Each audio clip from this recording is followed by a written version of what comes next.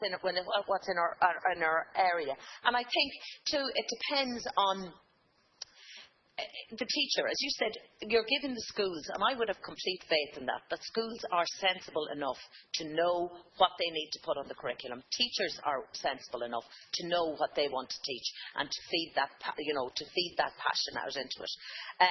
But I would say I respect and I understand where you're coming from, and I do think, Minister, that it's an area that we're going to have to look at and see the numbers in a few more years and to review it and to keep looking at it. But I think that's the beauty of it, that we can look at it, but we need to look and we need to learn, as you said, about the hardships, and we need to learn, as you said, Senator Murricu, we need to learn from our mistakes and we need to learn to move forward. But I would be quite confident, I would be very confident in the Minister's words and in the Minister's decision that history will not lose out with the junior cycle reform. Thank you. Senator van Turnhout. Very much. I too would like to support my colleagues, Senator Mary-Louise O'Donnell and Fiach McNeill, in this motion, which I do fully support. And I don't want to get tied in knots about core and compulsory and these terms, because for me, yes, I really do. Sorry, just wait. I really do welcome the junior cert reform.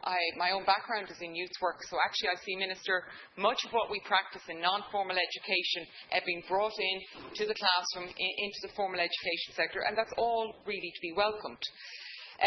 My colleague, Senator McNeill, talked about the balance between theory and practice, and both in my current role and in my previous job, I visited many schools, transition year students, Minister. And boy, is there a difference school to school on how they implement it, how they do it, and that capacity and the capability within the school and within individual teachers, whether they harness the potential of a transition year student or not. And kind of there's that fluidity to the new junior cert reform, and perhaps that's where part of my hesitancy is about the fact that history doesn't have as central a role as I would like to see it have.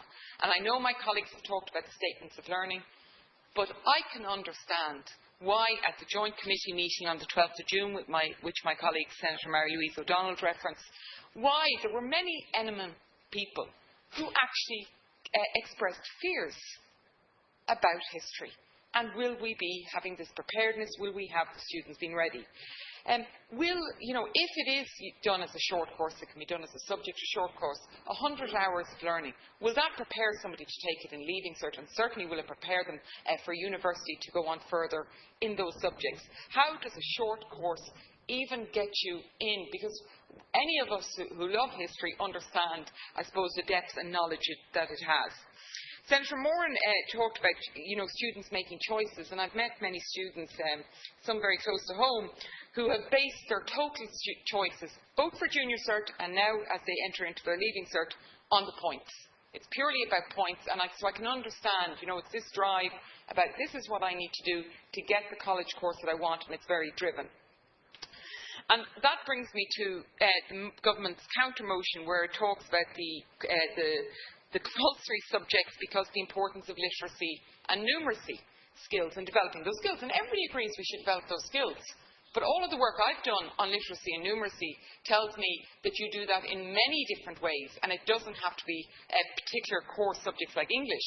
Literacy can be a parent in a supermarket telling the child to pick up the can of peas and, spelling out the words. So for me, I'm just a little bit worried, are we going to jump to the next thing? Because when we pick literacy, I don't think people might have forgotten, in 2008, the Department of Education and the Council of Europe produced an excellent report on language education policy profile about modern languages and the importance of modern languages. But that got dropped because we're doing literacy and numeracy, which I'm not saying one is more important than the other, but we know that many of the people who are recruiting jobs, and it's all about growth in jobs, we're told, they're actually recruiting people from outside Ireland because we ain't got the modern language skills. So I suppose part of my worry on the history is also the placing of modern languages, some of those issues and how we prepare the students for life. Because one, I was at a very impressive seminar yesterday and we were looking at work readiness of students, and actually young people are approaching work very differently. A person from Accenture was telling us, if somebody joins work, they go to work, they then want to take a sabbatical, they want to go back to further education, they want to travel, they go back to work. So this whole idea of being in a job for life is changing. So we have to prepare our young people for this changing environment. And for me, you know, I have a difficulty, Minister, and I think perhaps in this discussion, I think we're all on the same side. But my difficulty when I drill down is, I actually, Minister, do not have the confidence that we will have a consistent delivery of this junior cycle in each school, the junior cert reforms in each school, and that will therefore be detrimental to the students. So you will have a teacher who is visionary and can encompass this whole new way of learning. But you will also have difficulties where it's traditional and they don't, and they're not ready for it yet. And current 6th class now will be the first to be the test on this. And will we have the consistency right across the country? Will we be preparing?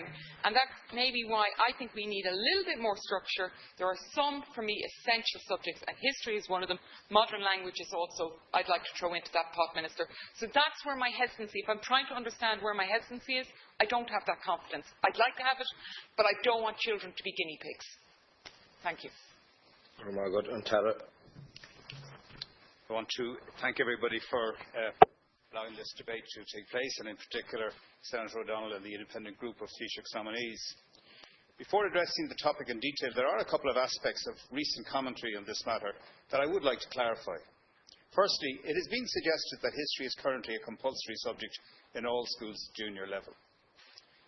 I'm not accusing you, you accurately positive thing, but that's been the commentary, and you would certainly, because I looked in at the committee debate, one would certainly get that impression from the protagonists when they were addressing the committee, and they didn't attempt to correct it. As I said, it's not the case.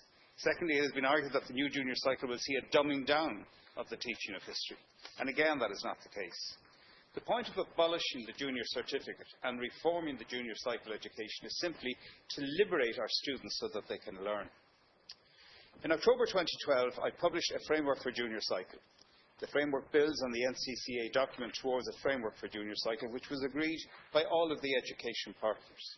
It sets out the principles, skills and statements of learning for the new junior cycle. The framework also highlights the need for fundamental changes in our approach to learning, teaching, assessment and also curriculum planning, so as to improve the quality of the learning experiences of all of our students. The new junior cycle aims to give flexibility to schools by allowing them the chance to design their own curriculum in order to meet the needs of their students.